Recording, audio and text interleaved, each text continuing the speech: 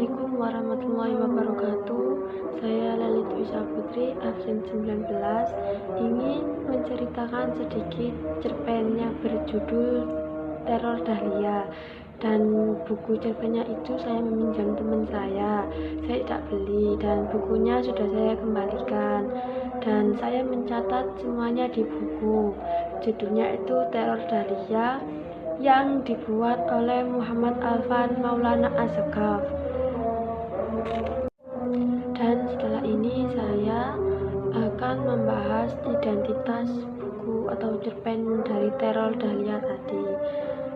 Isi dari buku Teror Dahlia tadi yaitu lumayan tebal, dan halamannya ada 157 halaman atau 157 lembar, dan di setiap episode itu judulnya berbeda-beda, tidak sama ya. Kalau judulnya awal sama Teror Dahlia tadi, tapi kayak setiap episodenya itu berbeda nama judulnya.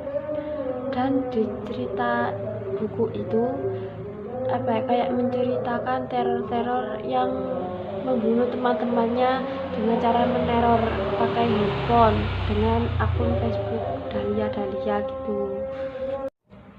Dan kali ini saya ingin mereview tentang cerpen Teror Dahlia tadi. Mohon maaf ya Bapak, videonya tersendat-sendat atau terputus-putus karena videonya saya tag beberapa kali karena saya hampir lupa juga isi dari cerpen tadi, dan saya mengingat-ingat lagi. Dan ini saya mau mereview buku cerpen Teror Dahlia tadi. Mohon maaf ya Bapak, videonya saya potong-potong dan suara saya tidak terlalu kedengeran karena tenggorokan saya sakit.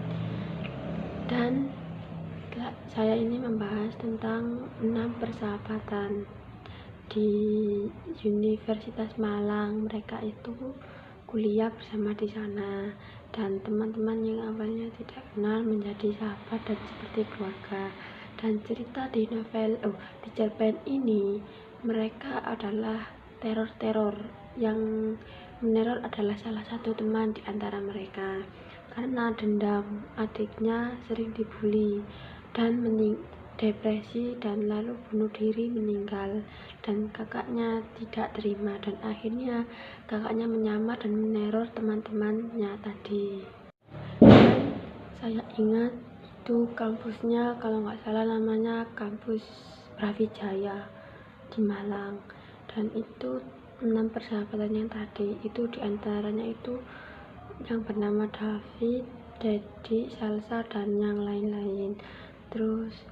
Dan di sana itu awalnya itu bergembira, dan kayak setelah pulang dari kampus itu mereka itu nongkrong di salah satu samping kampus di sana, dan kadang juga di kantin, dan mereka itu mengobrol-ngobrol. Dan terus itu kayak ada yang mengganjal dari salah satu teman mereka yang bernama Dedi, dan ada juga yang bernama David itu adalah cowok yang playboy, banyak ceweknya. Dan David itulah peran utama dari pembulian tadi. Dan selanjutnya mereka itu punya teman yang namanya Salsa, ya kakaknya yang dibully tadi yang bernama Siti. Dan satu persatu Salsa itu seperti anak polos yang kemana-mana pakai kacamata, dan kunci rambutnya itu 2 dikepang. Terus anak Salsa itu polos sekali, dan teman-temannya juga tidak menyurigai Salsa karena Salsa itu anak yang polos dan pintar. Dan satu persatu Salsa itu mendekati teman-temannya dan meneror semua teman-temannya dengan akun Facebook yang username-nya namanya Dahlia. Dan awal di terornya Salsa itu meneror yang namanya Dedi itu meninggal karena terpleset di kamar mandi. Dan Dedi itu diteror oleh Salsa ya dengan akun Facebook tadi. Dia kayak mengirim pesan gitu dengan kayak, kamu apakah takut dengan yang namanya ketakutan, dengan hantu, dengan alam gaib gitu. Dan jadi itu tidak terlalu mengubriskan ponselnya. Terus jadi itu diteror, lalu kayak ditusuk dengan kaca, serpian kaca gitu. Dan jadi itu meninggal di dalam kamar mandi. Setelah itu ya orang tuanya Dedi itu pas subuh itu membangunkan Dedi mandi, dan ternyata Dediknya itu, orang tuanya itu nggak tahu kalau Dedi itu sudah misterius dan sudah tersebar dan masuk koran dan tersebar dalam kampus Brawijaya tadi. Dan semua 5 sahabatnya itu kayak sedih kehilangan salah satu temannya, dan Salsa kayak mengikuti perannya sedih. Ternyata kan Salsa dalam kematian Dedi tadi, dan kayak nggak ada dosa sama sekali terhadap teman. Dan beritanya Dedi juga sudah tersebar di mana-mana, sampai di televisi, sampai koran. Dan meninggalnya Dedi itu, semua orang itu mengira kalau Dedi itu bunuh diri, padahal tidak. Dedi itu sudah dibunuh dan diteror dengan akun Facebook tadi. Dan yang kedua ya itu Salsa tadi itu Saras tadi itu meneror teman yang satunya lagi yang bernama Doni. Don itu diteror dengan cara yang mengenaskan, yaitu jatuh dari balkon dari ketinggian berapa gitu, terus jatuh ke sengat listrik.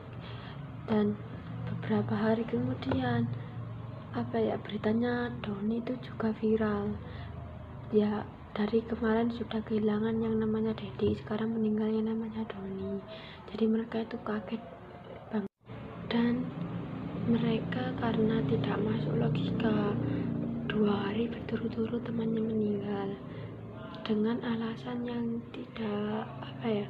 tidak masuk akal, sedangkan teman mereka itu tidak ada masalah dalam apapun, tiba-tiba bunuh diri. Dan temannya yang satunya yang bernama Nia itu menjanggal, kayak menyuruh teman-temannya itu melihat ke orang pintar seperti dukun, dan Saras tidak membolehkan itu terjadi, karena kan sudah jelas kepergiannya. Katanya Saras itu yang satu ke sengat listrik, jatuh dari balkon, yang Dediknya itu bunuh diri di kamar mandi. Tapi Nia itu tidak percaya kalau teman-teman meninggal dalam keadaan seperti itu gitu. Dan setelah menjelang beberapa hari, yang lain namanya itu Indah itu tidak menyetujui perkataannya Nia, karena kata Indah itu alam gaib itu ada tapi setan itu tidak ada, dan mereka itu tidak percaya. Dan yang David itu kayak menolak gitu loh, kayak nggak suka kalau dibawa-bawa ke orang pintar, karena sudah jelas kematian temannya itu sudah jelas bunuh diri. Dan Nia tetap nggak mau, tetap ingin sekali melihat kematian temannya itu. Nia tidak ikhlas, dan akhirnya keempat teman itu pergi ke dukun dan meminta bantuan, dan akhirnya dukun itu membantunya dengan mengasih hal-hal. Dan dari cerita tadi, mohon maaf ya Pak, karena saya gak kuat bicara banyak, jadi saya potong-potong, gak saya lanjutkan. Dan dari cerita tadi itu, dengan kelebihan bukunya bagus juga, ceritanya juga bagus. Dan menurut saya kelemahan dari bukunya itu, ceritanya itu kayak di akhir cerita itu kayak tidak nyambung gitu ceritanya, dan ceritanya itu tidak tamat kayak menggantungkan cerita gitu.